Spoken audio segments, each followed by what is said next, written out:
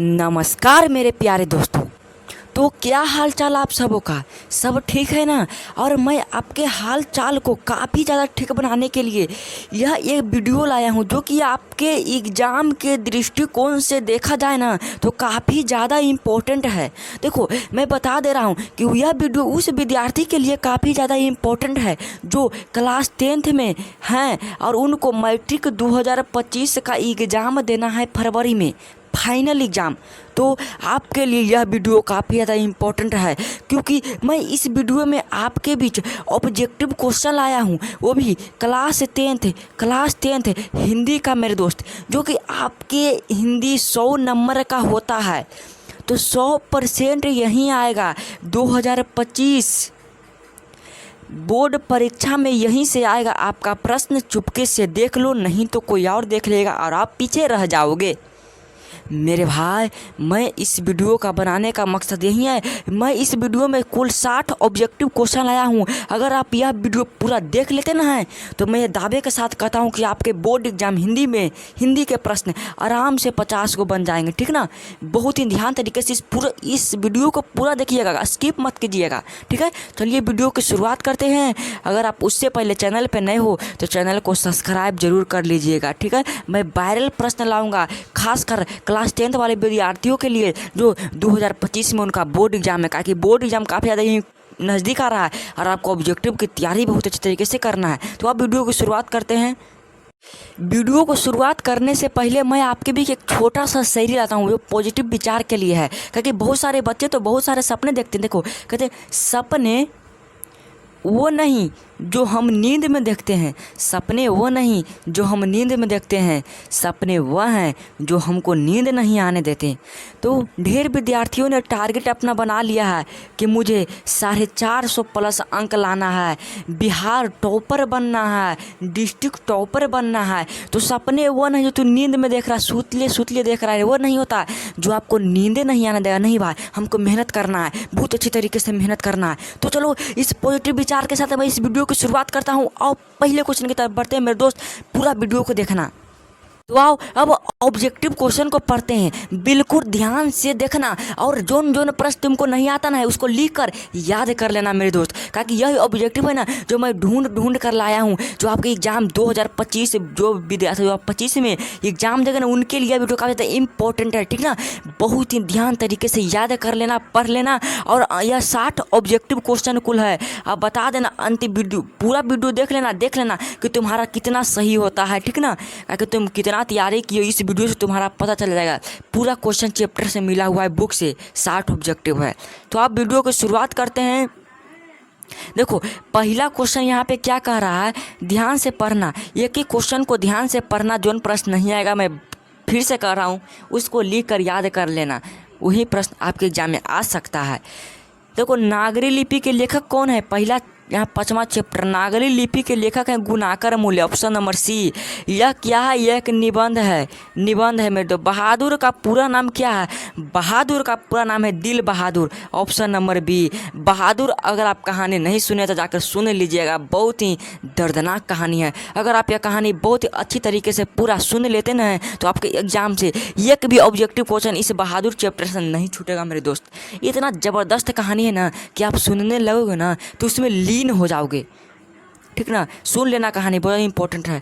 मछली को लेकर कौन भागा था? मछली कहानी के लेखक बताए थे विनोद कुमार शुक्ल। वो मछली लेकर कौन भाग रहा था? संतु भाग रहा था। और मछली कैसी थी? मरी हुई थी। झोले में कुल 3 मछलियाँ थी, जिनमें से ये 2 मछली मरी हुई थी मेरे दोस्त। एक मछली मरी हुई थी और 2 जिंदा थी। अब संतु मरी हुई मछली को कुएं में डालने के लिए ले जा रहा था। ठीक है ना? बहुत इंपॉर्टेंट क्वेश्चन है।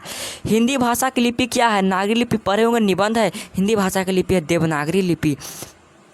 अगला प्रश्न है, बिरजू महाराज के चाचा का नाम क्या था? बिरजू महाराज के चाचा का नाम था शंभू महाराज, ऑप्शन नंबर ए। जारा शाही कहाँ थी? तो जारा शाही रूस में था। ठीक ना? अगला प्रश्न है, यह प्रश्न आपके एग्जाम में समझो कि छप गया, MBBI मान लो, इसको लिख कर याद कर लो। अगर नहीं आता है तो लिख कर याद ही कर लो।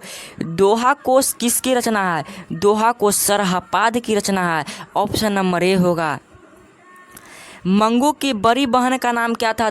आप माँ कहानी पढ़े होंगे जो कि गुजराती ईश्वर पेटलिकर के द्वारा लिखी गई थी। इसमें यह क्वेश्चन बहुत ही हाईलाइटेड। मंगू की बड़ी बहन का नाम था कम्मू, जो कि बहुत ही काम करने वाली थी।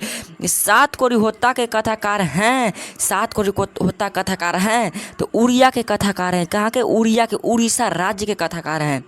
अगला प्रश्न है कमर कसना मुहावरे का अर्थ क्या है? कमर कसने का था, कमर कस लिए मैंने तैयार हो गए, तो इसका अर्थ है तैयार होना। Option number B.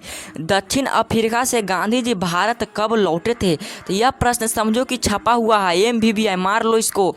1914 ईस्वी में महात्मा गांधी जी दक्षिण अफ्रीका से भारत आए थे। अगला प्रश्न हिंदुस्तानी नाम सुनी अब सकुची लजात कब पंक्ति किस कविता से उद्धत है? तो यह कविता है स्वदेशी, जिसके लेखक हैं प्रेमगन जी। प्रेमगन का पूरा नाम बद्री नारायण चौधरी, जिनका जन्म 1855 ईस्वी में 1922 ईस्वी में इनका जन्म हुआ था मिर्ज़ापुर उत्तर प्रदेश में। अगला प्रश्न रसखान किस विषय में सिद्ध थे? रसखान कृष्ण जी के बहुत ही बड़े भक्त थे। ये सेवया छंद में लीन थे, सिद्ध थे। अमराई का कुआं कहाँ है? अगर आपने चैप्टर 1 बर्निका का दही वाली मगमा वीडियो नहीं देखे हैं तो मैं उस वीडियो का लिंक इस डिस्क्रिप्शन में दे दूंगा, जाकर देख लीजिएगा। मैंने बहुत ही अच्छी तरीके से कहानी बनाकर इसका ऑब्जेक्टिव क्वेश्चन कराया हूँ। अमराई का कुआं कहाँ है? तो अमराई का कुआं रास्ते में है। पपाती की उम्र क्या थी? तो पपाती की उम्र थी 12 वर्ष थी। अगला प्रश्न सीता रुआसी क्यों हो गई? सीता रुआसी क्यों हो गई? तो अपने काला ओढ़ना को देखकर सीता जो थी ना मेरे दो रुआसी हो गई थी। क्या कि उसके 3 बेटे, लेकिन कोई भी उसका ध्यान रखना नहीं चाहता था। बहादुर अपने घर से क्यों भागा था? बहादुर अपने घर से क्यों भागा था? माँ के मार के कारण भागा था। एक दिन जब बहादुर भैंस चराने ले गया तो भैंस को इतना मारा था जितनी वो भैंस को बहुत ही काफ़ी मार पीटा था, जिसके कारण भैंस भागा हुआ माँ के पास पहुंच गया। और माँ समझ गई कि जरूर इस लौंडे ने इसे पीटा होगा। उसी गुस्से में आकर माँ ने बहुत ही मारा बहादुर को। उसी डर के कारण बहादुर माँ का घर छोड़कर भाग गया। बिरजू महाराज किस शैली के नर्तक हैं? तो बिरजू महाराज कथक शैली के नर्तक है। Option number D is right answer. अगला प्रश्न अशोक वाजपेयी का जन्म कब हुआ था? अशोक वाजपेयी का जन्म कब हुआ था? तो उनका जन्म 16 जनवरी 1941 ईस्वी में हुआ था। बिलनब क्या है? बिलनब एक छोटा सा गांव है। बिलनब एक छोटा सा गांव है। हमारी नींद कविता कहाँ से ली गई है?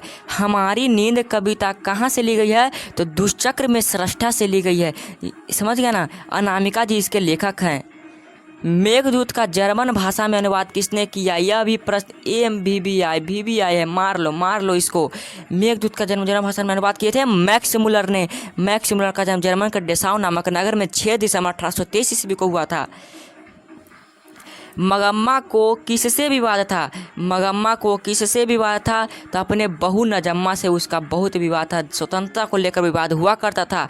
लक्ष्मी के पिता का नाम नहीं, यहाँ सॉरी पिता नहीं होगा, पति। लक्ष्मी के पति का नाम क्या था? तो लक्ष्मी के पति का नाम था लक्ष्मण, जो कि कोलकाता शहर में काम किया करता था। अगला प्रश्न बाबा साहब भीमराव अम्बेडकर का जन्म किस राज्य में हुआ? मैं आपको पहले बताता हूँ कि इनका जन्म 14 अप्रैल 1891 ईस्वी को महू मध्य प्रदेश में हुआ था। इन्होंने एनिहिलेशन ऑफ कास्ट एक पुस्तक लिखे थे इंग्लिश में, जिनके हिंदी अनुवादक थे ललई से यादव थे। इनके 3 प्रेरक व्यक्ति रहे थे, जिनका नाम था बुद्ध, कबीर और ज्योतिबा फुले। बुद्ध, कबीर और ज्योतिबा फुले इनके 3 प्रेरक व्यक्ति रहे थे। ये बहुत ही इन्हें मानव मुक्ति का पुरोधा कहा जाता है। मानव मुक्ति का पुरोधा कहा जाता है भीमराव अम्बेडकर को। ये इनका जन्म किस राज्य में हुआ था? तब मध्य प्रदेश में हुआ था। हाँ तो आओ अगले क्वेश्चन की तरफ बढ़ते हैं। देखो कह रहा नलिन बिलोचन शर्मा द्वारा लिखित कहानी निम्न में कौन है? बताओ। नलिन बिलोचन शर्मा जो 20 के दांत के लेखक हैं, जो कहानी है उनके द्वारा लिखित कहानी कौन है? बता सकता है? तो 20 के दांत। Option number C is right answer. Max Muller का जन्म कब हुआ था? मेरे भाई मैक्स मुलर का जन्म 6 दिसंबर 1823 ईस्वी को जर्मनी के डेसाउ नामक नगर में हुआ था। तो 1823 में इनका जन्म हुआ था। अगला प्रश्न है, बहादुर शीर्षक कहानी में किशोर कौन था? बहादुर शीर्षक कहानी में किशोर कौन था? तो लेखक का पुत्र था, कि लेखक के साले का पुत्र, कि लेखक के भाई का पुत्र, कि लेखक का चचेरा भाई? तो मैं बताता हूँ कि बहादुर शीर्षक कहानी में किशोर लेखक का पुत्र था। Option number A. Ramvilas Sharma का जन्म कब हुआ था? तो रामविलास शर्मा का जन्म 1912 ईस्वी में हुआ था। Option number C. अगला प्रश्न है, परंपरा का मूल्यांकन है।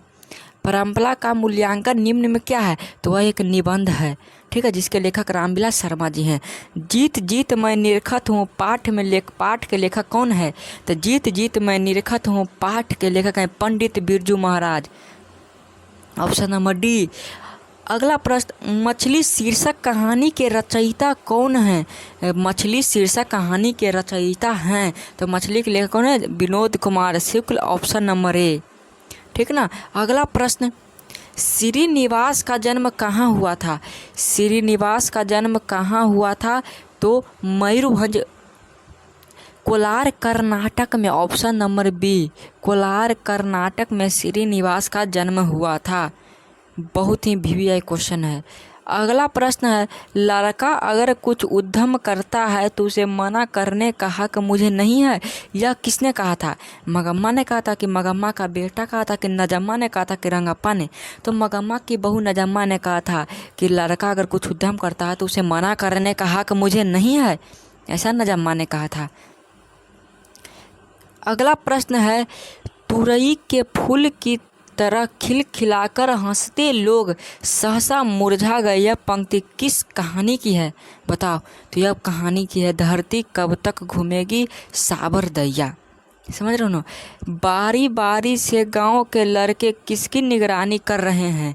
तो दलई बांध के, जो गुणनिधि के सब दोस्त मिलकर है ना, वो दलई बांध थे, देख रहे थे कहीं टूट ना जाए दलई बांध, उसी की निगरानी कर रहे थे और गांव में खबर पहुंचा रहे थे। मंगू की माँ, यह क्वेश्चन MVVI मार लो, MVVI मोस्ट इम्पोर्टेंट। मंगू की माँ अस्पताल के लिए किसकी उपमा देती थी?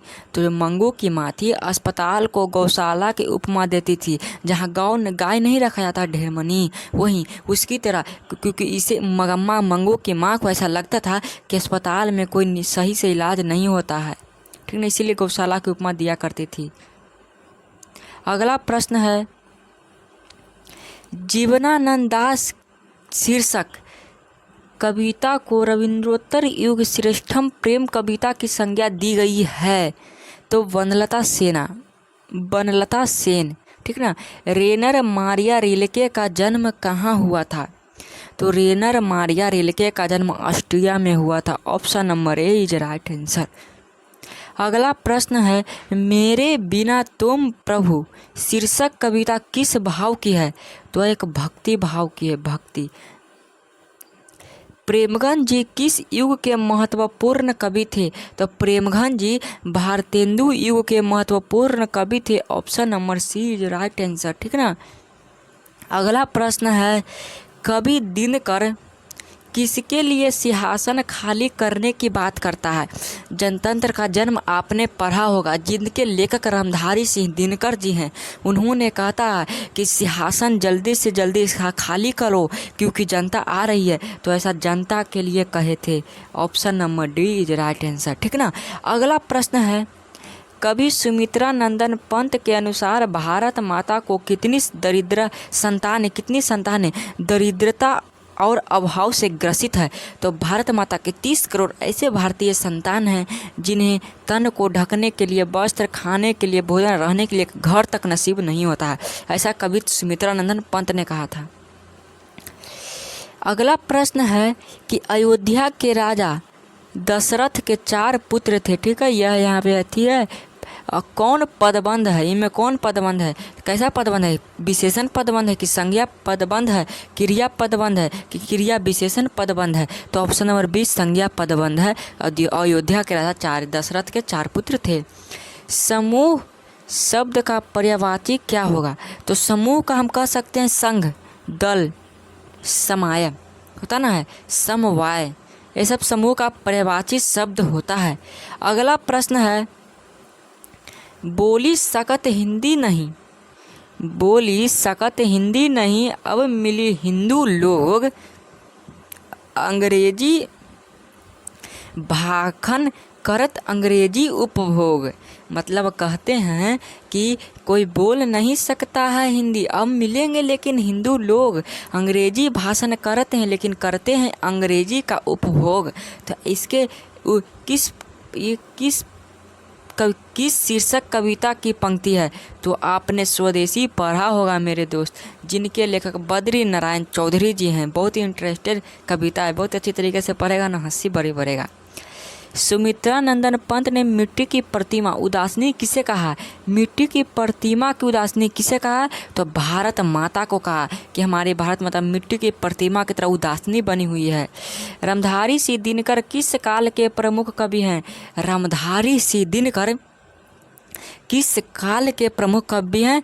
तो उत्तर छायावाद के। उत्तर छायावाद option number C is right answer. अगला प्रश्न है कि दिनकर जी को उसकी कृति पर साहित्य अकादमी पुरस्कार मिला, कौन सी कृति उनकी थी? तो मेरे भाई जो संस्कृत के 4 अध्याय था ना, उन्हें संस्कृत के 4 अध्याय पर उन्हें साहित्य अकादमी पुरस्कार मिला। और उर्वशी एक रचना थी जिन पर उन्हें ज्ञानपीठ पुरस्कार मिला था रामधारी सिंह दिनकर को। बहुत ही इंपॉर्टेंट क्वेश्चन है। हिंदी कविता में प्रयोगवाद का सूत्रपात किसने किया? हिंदी कविता में प्रयोगवाद का सूत्रपात किसने किया?